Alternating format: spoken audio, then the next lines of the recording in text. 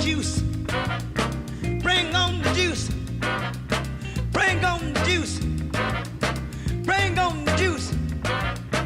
Make me sweat. Huh.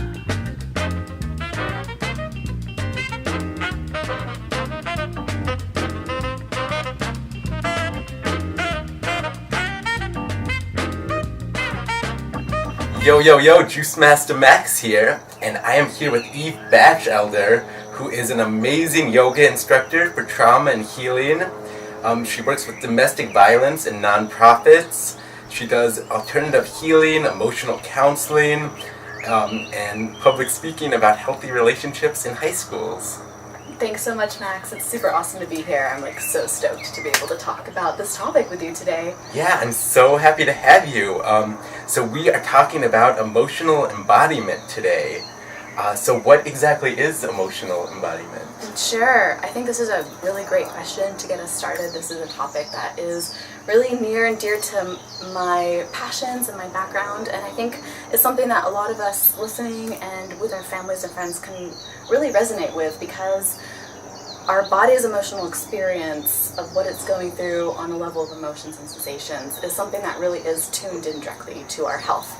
A lot of times, especially in Western society, we tend to really push our emotions away, not really think about them, not really tune into our body's emotional state of being and to our body's emotional needs. And as a result, so much recent medical and brain science, and even in the realms of alternative therapies, are coming out with information that our body's emotional experience is really a key to our health. So we can start to link a lot of chronic illnesses, a lot of dis-eases, a lot of pains and aches in our bodies and our organs and our skin and our muscles back, if we trace it all the way back to an emotional experience that we're currently experiencing or have experienced in the past, then we can really see that how our body communicates with us on a level of emotions affects our health. Yeah, it's so amazing how it's all so connected, and when we have emotional blockages, it just can affect anything in your body so much. Yeah. So why is emotional embodiment so important to us today? Yeah, I think it's really important, especially for two reasons, and we can dive into this a little bit more in our conversation tonight, but ultimately being able to have a way of communicating with our body through the realm of emotions is the ability to be able to tap back into our original blueprint of health. And there are really two reasons why we would want to create a sense of emotional embodiment and safety with our body, and those two reasons are really emotional literacy and emotional resilience. Once we have this connection with our body and we're actually tuned into our body's emotional state of being, this really creates so much space for health in our lives. We'll have better health, we can prevent illnesses, which we'll get into soon, especially around food and chronic illnesses. We can sleep better, we have healthier relationships with other people, because really we're able to tune into our body and how we feel in an environment, who we trust, if we feel safe in the environment that we're in. So we're having a better relationship with the people in our lives. We're also having better boundaries, and we communicate better because we're more tuned into our body and how our body is experiencing the moment. We also can have psychological benefits of not just being zoned out in our head all the time, feeling a little bit like zombies, just feeling like we're in our head, especially in Western society, walking around our phones, going like this all the time, just in our heads. We're actually being able to go a little bit deeper and get curious and investigate our bodies so that we're not just completely in our heads all the time either. And as a result, when we are in tune with our bodies and we're in tune with that fluctuation of emotional energy current in our body, we're really more in tune with the flow, and ultimately we're able to tune into our gifts of intuition and that little bit of sixth sense too, because we are really listening to our body and we've developed that trust with our body. It's so amazing. It's so easy to get out of balance in our society today, and once you can find that balance, it's just it can heal anything. The most blockages are most illnesses are because of blockages we have.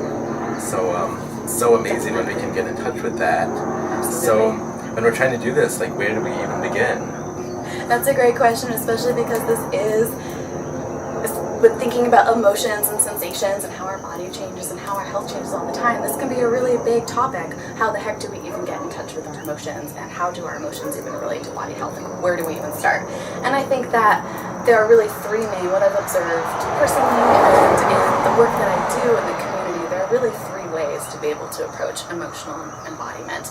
The first way is approaching it from more of a psychological state. If we think about the mind-body connection, you can first connect from a mental state. So really taking a look and examining what your societal conditioning is, what your background was, taking a look at past events in your situation, in your personal life, like in childhood, trauma, experiences that affected you developmentally, and being able to tune into those mental messages that you got, especially growing up.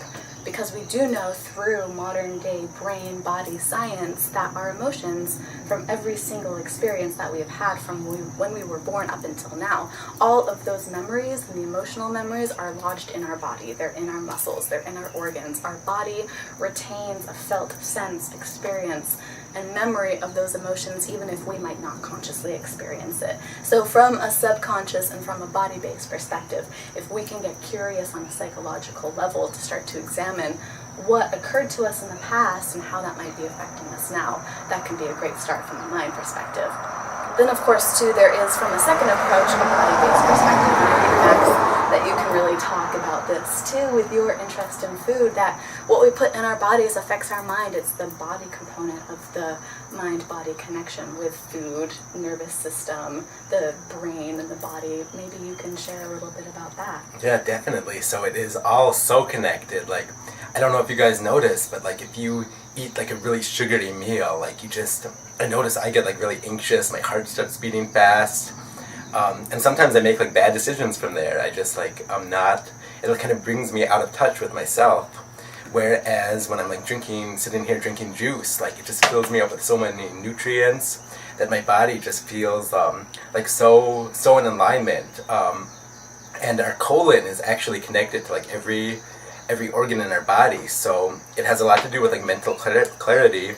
When you're eating like really healthy food, like you feel it up here. And it just helps you get in touch with like some things that maybe you can't get in touch with otherwise. But yeah, it's just definitely an important part of like facing these blockages that we have emotionally and physically. Yeah, that is so true, Max, especially from a body-based perspective. And I think that if we were to even go one step further and deeper into this from a way of being able to synthesize the body connection with the mind connection, for individuals, some of you out there might be really interested in alternative forms of healing and counseling, especially around the realms of energy work. And so being able to view our emotions as really just a current of energy that is going through our body. And so whether we prefer to work with visualizations, energy work, energy healing, to be able to move our bodies, especially forms of yoga, meditation, tai chi, some of those subtle energetic realms of our own personal practice and how we view our body as just a field of energy, really a force field of energy, that if energy in the form of emotions is getting stuck in our body in certain places, then it will get trapped, and we need to do the work to really tune into that part of our body to be able to listen to what the body needs and really feel into how to connect with that and let it come up, be released, be unblocked, or even if it is on the opposite side of things, some of you might experience maybe people pleasing, maybe really being so open that you're feeling burnout and drain, and it's chronic burnout, especially in the emotional side of things, just always giving to other people. And that, if you were to look at it from an energetic perspective, really is having an opening. And so how to repair that opening, so instead of it being a block, it's actually too open. And so how can we also deal with that, and looking at it from a holistic health perspective too. So there is that level of tying it together. And it's so important, like each person we're around, like every person we come into contact with, there's always an energy exchange going on. And it's so easy to put on different masks around different people and to just like really like lose touch with who we really are and who we're meant to be. And a lot of it comes from fear, from anxiety, but it's so easy to just like be something that we're not. And what happens is it starts to build like those blockages, like emotionally, all in our body. And And it's really easy to get like out of the flow where it just like keeps building and you're not really releasing it, so it just like becomes like a bigger and bigger like emotional bubble like trapped inside of us. Absolutely. So once you can like really like meditate and just do energy work to get in touch with yourself, I mean that's such an important way to release it and not just like hold it trapped in there and be able to let it flow out. I think Max makes a really good point. You do make a good point around working with that emotional energy from a psychosomatic perspective, which we'll get into more later, especially around visualizations for some of you who are really visual people, being able to do visualizations to help move some of that stuck emotions in your body. But I think also too, you made a really good point a moment ago about being a little bit more in tune with the collective emotional experience too, and once you start to get more in tune with your emotions, then you're able to start to feel into, are these emotions in my body mine? Or are these belonging to somebody else? Is this something that I'm feeling from a community and societal perspective? And being able to ask yourself, is this mine or is this somebody else's? Is this something I want in my body or want to experience or not? And again, being able to communicate and put up those boundaries so that you're not constantly taking on and taking on and taking on other experiences and emotions that are not yours that can cause chronic health and health issues. Everything, yeah, because if you can't release it, I mean, it's just going to turn into something larger than life eventually. So being able to find that release is just the most important thing you can do. Yeah. So I'm curious, what are some of the signs and symptoms of having trapped, blocked, and drained emotions in the body? Yeah, really great question. And again, this is a topic that we can really probably talk about for hours and hours and really go deep into what this looks like in our body. But in general, and we'll put up some different slides and diagrams too about how emotions, where they reside in the body, and then what illnesses come out in that part of the body. But I think that it is a pretty societal acceptance that when somebody is experiencing a lot of grief, a lot of sadness, a lot of anger, that those are emotions that can really reside in your heart. We talk about images such as being brokenhearted or having our hearts walled up, or we're putting up a wall. All of these words in our vocabulary of the English language are really just visualizations for what we're experiencing as energy and emotions in our body. So for example, having the emotions of anger, grief, sadness in the heart can really lead to heart attacks and can lead to heart issues, issues of the lungs, issues of the respiratory system. At the same time, that can really be ascribed to all parts of the body. And in general, emotions do have a certain frequency and a certain vibration that they resonate at, which really gets stuck in certain parts of your body. So, for example, thinking about the sacral area, when individuals have issues with sexual fertility, with prostate cancer, with cancers of the uterus, with issues with their reproductive system, a lot of times that can be traced back to feelings, especially feeling into that area, feelings of distrust, feeling of abandonment, feelings of rejection, feelings of not being safe. Those are a lot of emotional felt sense experiences in our body that can be linked to having issues of fertility, issues around sexuality, issues around sexual health. And even too, you've talked so much about gut health and health in our digestive system. If we think about our stomachs and our solar plexus, the food that we put in, how we're feeling emotionally, if we have guilt, if we have shame, if we have some issues of self-esteem, self-confidence, those are all issues of how we put ourselves out into the world, what we take in and what we give out. And so we'll have issues in our gut, we'll have digestive issues if we're experiencing some of those issues of shame and really fear to be seen. That's a really big one for people too. So a lot of issues, and then I think ultimately there are certain things, and again we can go into this for hours, but even thinking about issues around the head and the throat, so many feelings and emotions of being unfocused, being scattered, feeling a little bit zoned out, dissociated, feeling out of control, and even the inability to feel authentic and to be honest and to express ourselves. These are all emotions that reside in our throats and in our heads and can lead to migraines, can lead to something as severe as a stroke, and can lead to thyroid issues too, hypo or hyperthyroid, throat, shoulder issues as well. So really we can see that emotions, they're not static and they're not stagnant. They stay in our bodies and they affect us from a health level.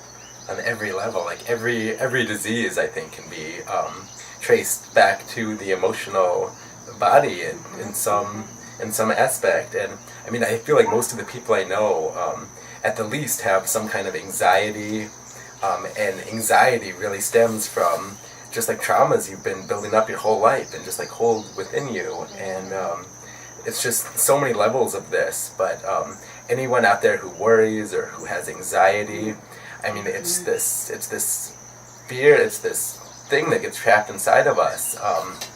And most of us don't even know what that is because we've dealt with it for so long. So to us, it's just like this normal feeling, when really it's like this built-up trauma that once we're able to face it, I mean, then you can really start to heal it. So I mean, it's easier said than done because it can be years and years of trauma built up. But once you can like start to get in touch with that, I mean, it just can like remove so many blockages and really like help you grow and move forward to like completely new heights. So what to do? How do we embody emotions and create healthy emotional body matrix? Yes, now that we have all this information, what do we actually do do about all of this now that we know this? Instead of freaking out and becoming paranoid and worst case scenario, now I'm going to die and be sick and run away.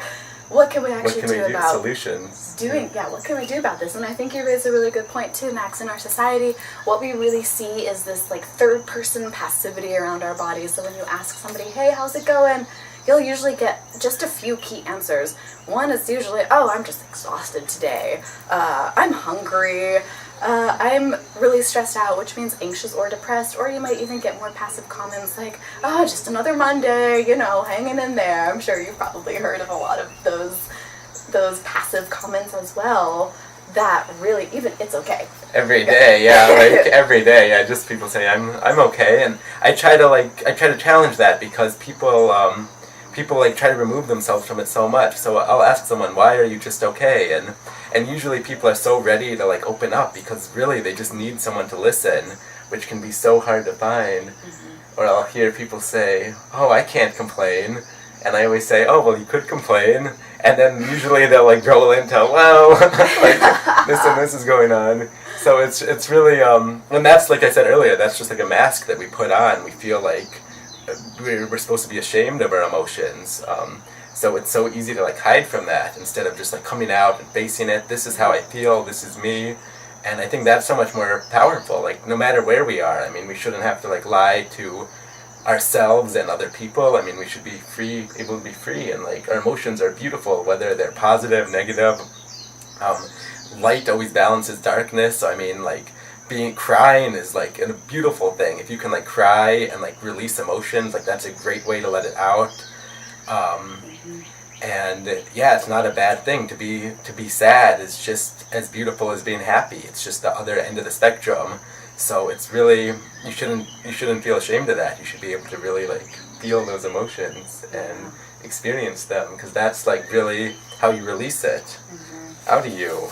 Yeah, that is a really good point, Max, especially around emotions. Emotions are a natural state. They're neither good nor bad, and you are not your emotions. So you might feel anger, and then what do you do about it as you're really tuning into expressing these emotions and feeling them in your body? So going into some practical solutions and some techniques, if you've noticed that, you might be always stressed, or you might always be busy, or maybe always exhausted.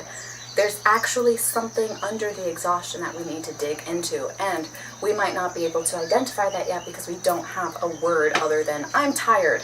What does that actually mean? There's more to the story than I'm tired, so it's time to get curious of what's really happening in that emotion, with kind of like what you were insinuating, without any judgment, just getting curious, because emotions are neither good or bad. They're a message that our body is trying to communicate something with us and that we can pay attention. So how do we start to put language into this if you're somebody that says, I'm always tired all the time? And there might definitely be factors. You're working 3 jobs, you have a lot of kids, you have a really busy schedule. Yeah, you're going to be tired. And still, how can we communicate with our bodies when we are trying to juggle and balance so much in our lives?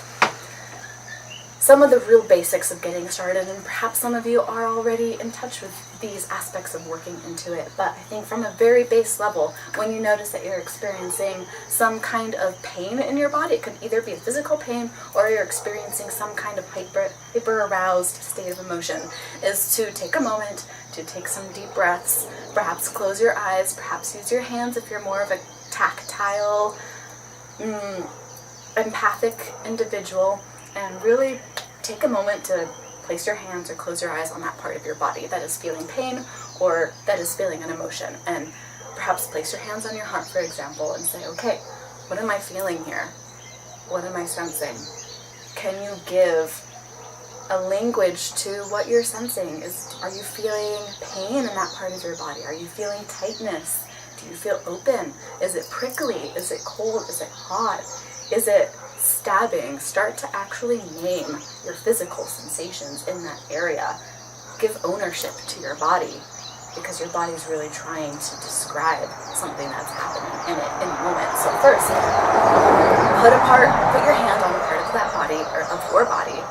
Give the sensations in your body a language through actual hot, cold, how it feels, and then start to identify what that feeling might be. And there are so many great words, really creating a dictionary of emotions for different parts of your body, and we'll share some of this later too, and some of the links and slideshows for future information for some of you that are interested in what words to put on. But in general, if you have your hands, for example, like really down low in your groin area, in your sacral area, and once you've started to breathe into it, and perhaps you can talk more about that too in a moment, when you're breathing into that feeling and you're naming it and saying it feels really tight, it feels really twisted, it feels like it's coiling in on itself, I'm having a hard time breathing there.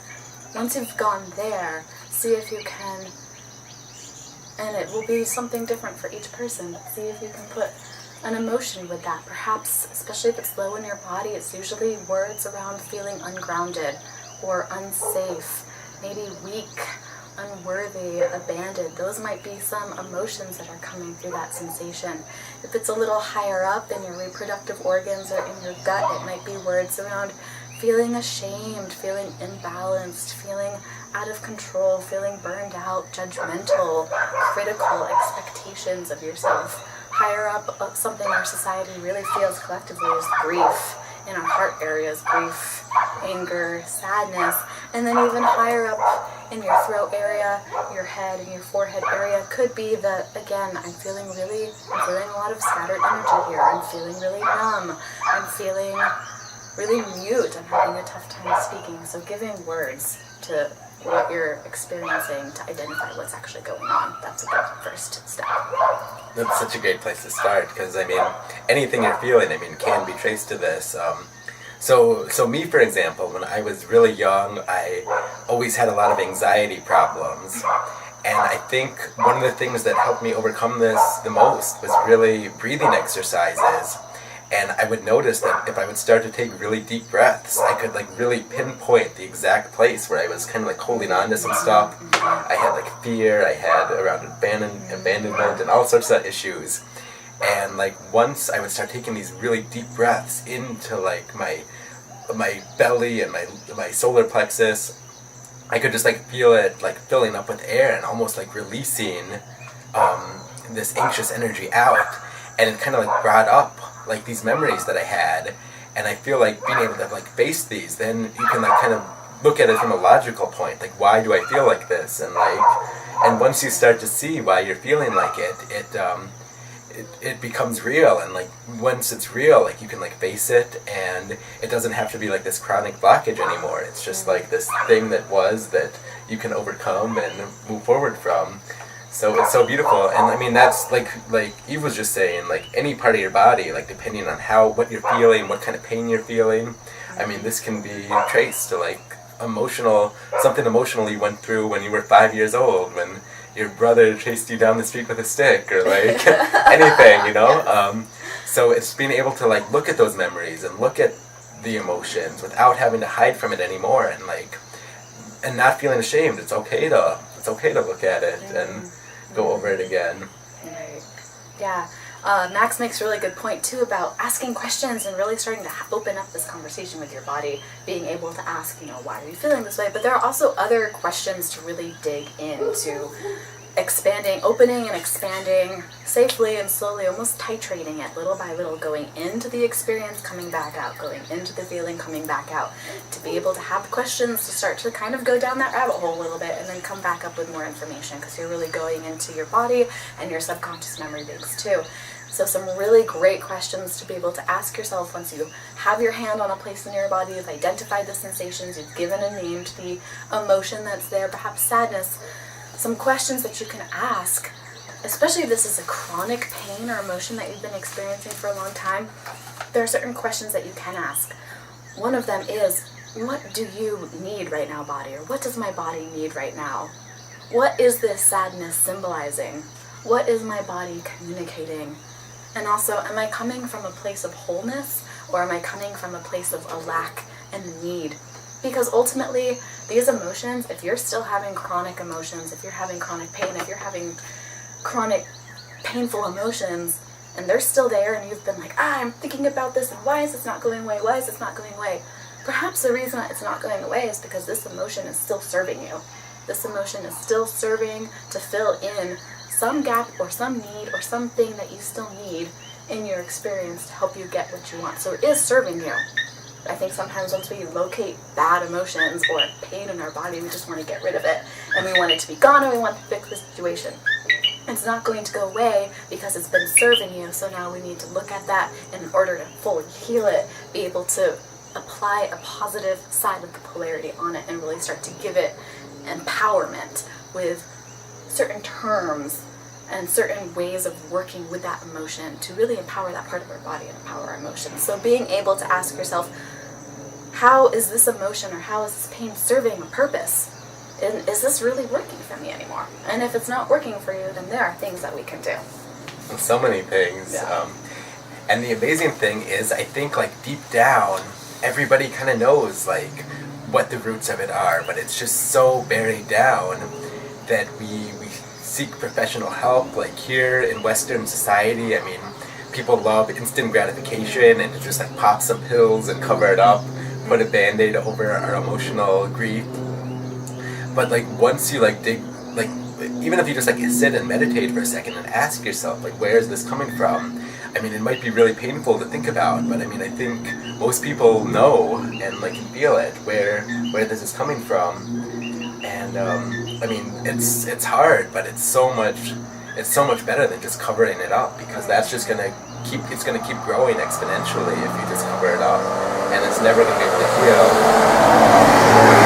So yeah, so much better to just be able to really face yourself and face the dark aspects, face the light aspects, and face the aspects in between, because that's what life is. It's just a series of light, dark, and just every beautiful color in between it.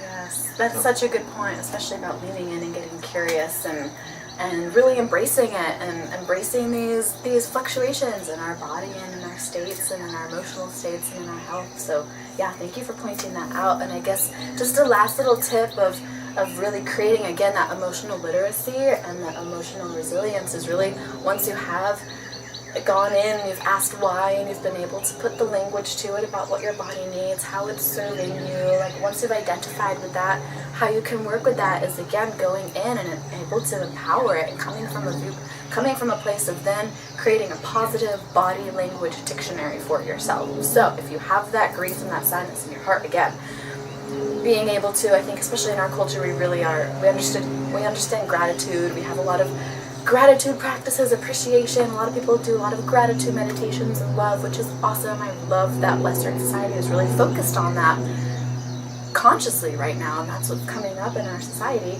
And so therefore being able to do practices and create a language of really empowering words for your body. So wisdom, appreciation, love for your heart, Perhaps for some of your digestive gut issues, that could be capability, passion, drive, power, growth, all these things of expressing yourself out there in the world.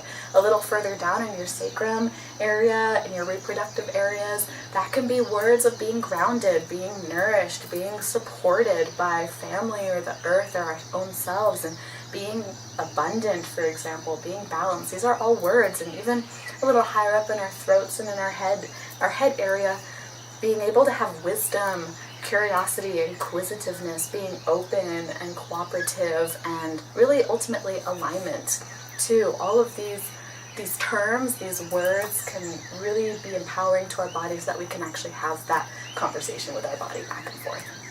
Yeah. So amazing. And I mean, I think a lot of times we really just like feel like we're missing something in our lives, and that'll also create like big blockages, whether you feel like you need more love or you need so many things. Like we kind of lose ourselves, and we like find these reasons not to be happy. But so it's so important to like ask yourself, like, who am I? Like, what am I passionate about? What fulfills me? What do I love to do? And that's another great way to just like grow your positive emotions. And admit to yourself, like, this is who I am, this is what I like to do. And it's so easy to, like, when people your whole lives tell you who to be and what to do, I mean, it's so easy to put that mask on and get caught up in that. So what I want you guys to do is just, like, rip off that mask and ask yourself, like, who am I? What do I love to do? What's going to make me happy? Like, if you hate your job, like, why am I doing this job right now? Like, what would I love to be doing? Why do I feel like I don't have enough love in my life? Like, what do I want to like draw in? What do I want to manifest? And just like putting the thought out there and the notion out there makes it so like the universe can give you those things. Like right when you realize what you want, I feel like the universe already has created it for you, and it's just a matter of manifesting it and like just like really admitting to yourself what you want, and then it's already there to go get. So it's just opening up to like those levels. And I mean, I really think as people, like we all have our superpowers, which is what we were talking about earlier. And we're like all capable of so many amazing things. So like what is your guys' superpower? Because it can be like so many things. So think about this, and like what are you really good at? Are you a great listener? Are you good at like boosting other people up? Are you good at telling jokes? Like it can be so many different things. But just like get in touch with like your true selves, and like this is such a great way to just like rip out like some emotional baggage that we've been carrying like chronically for years and years. Yes. Oh my goodness. Thank you, Max. You are so wise, and I really appreciate a lot of your insight into how to really have this be an aspect of holistic health with our mind, our body, our spirits, our souls, our hearts, and with others. And really this is about ultimately connecting with ourselves, because the more connected and whole and open we can feel in ourselves, the better we'll be able to connect with other people and really have nurturing relationships with family, friends, and the people that we love. And tuning into our emotional health and how that affects the body and our minds is really one piece of the whole puzzle too. So I think, thinking about tips and whatnot, and really how to move with this process, and thinking about some of those little tips to really set you up for success and set all of us up for success and what we want to see as a paradigm shift inside of ourselves, is to, again, really just give yourself time. This is a lifelong practice. It's like a yoga practice. It's like a prayer, meditation practice, or even a workout. This is a practice. It's not a one and done deal. This is something that as you start to become more sensitive to your body will start to be louder. It will start to talk more with you. You will become just more sensitive in general. So what you eat, what you put in your body, who you're around, once you start to give your body and empower it with this language, this emotional literacy and resiliency, the more it's actually going to communicate with you. So give yourself time to establish a relationship with your body, to be friendly to it, to talk with your body. It is an organic, biorhythmic being. We are a part of the earth. This is alive. It has feelings. It's not just a machine. Really create that relationship with your body through this practice, especially because emotions are always changing. So this is something that we really get to tune into constantly all the time. And if we think about mastery, it takes 10,000 hours to master something. So if you're gonna master emotional literacy and emotional embodiment, it's gonna be a lifelong practice once we start working with our bodies.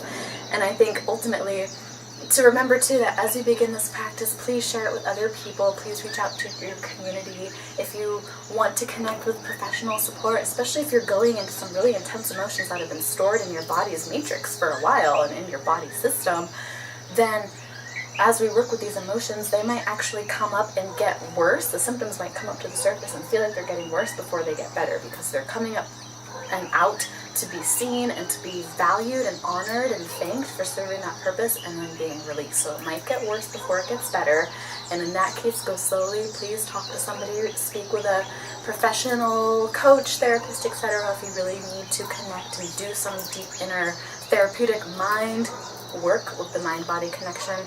And I think ultimately that our body is, as we tune into our body and become super emotionally literate and emotionally healthy and healthy with our body, is to let go of these expectations and these judgments. Our bodies have their own natural flow. They have their own rhythm, and it's a biorhythm that is going to be slower than our minds, most likely. And so letting our body have time to go in and feel it and bring it up, instead of us saying, we need to feel this now, or I should not be feeling this way because I've been working on this emotional issue for 5 years.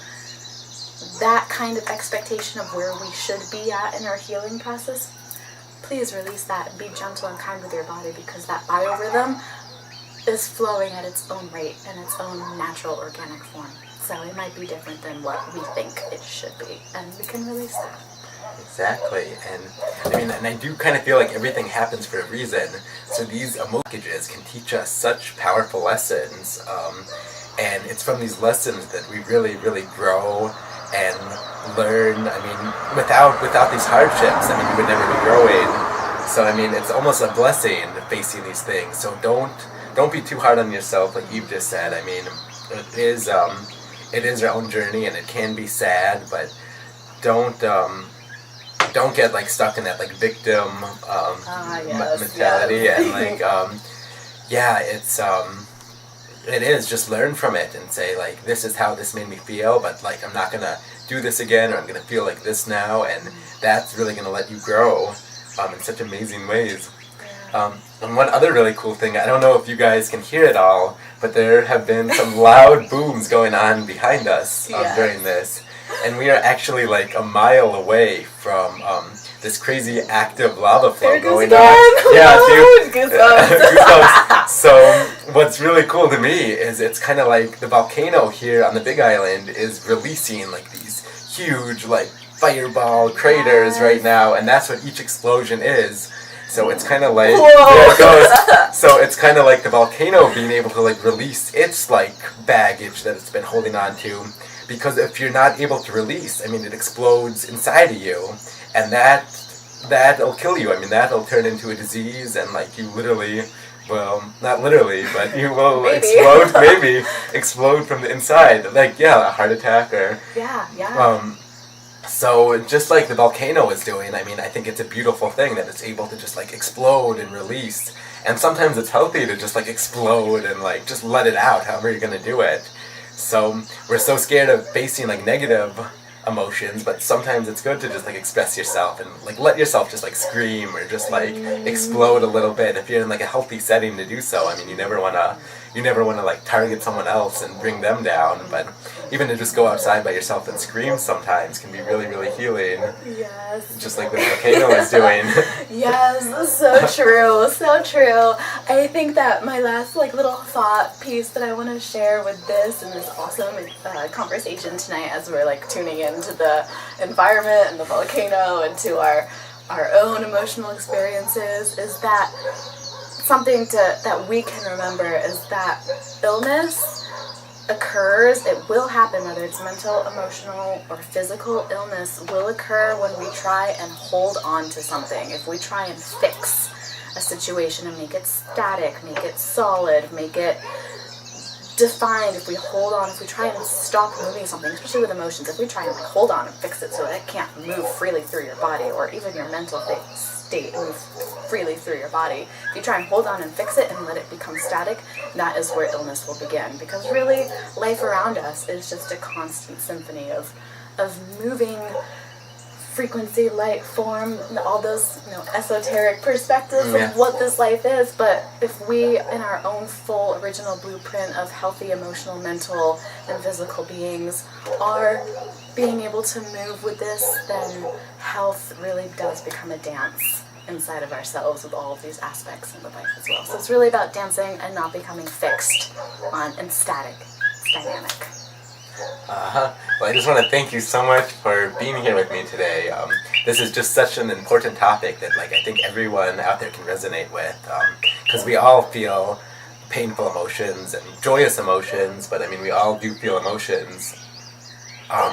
So you guys out there, just really try to get in touch with yourselves after listening to this. Do some breathing and just figure out like where these issues are coming from, because I think you do like know deep down. And I would love to hear from like all you guys. If you have any questions at all about what either of us have said, I'd love to hear any questions or comments down below. If you guys like this video, I'd love a thumbs up from you guys. Subscribe to my channel. Lots more health, juice, wellness videos coming up soon.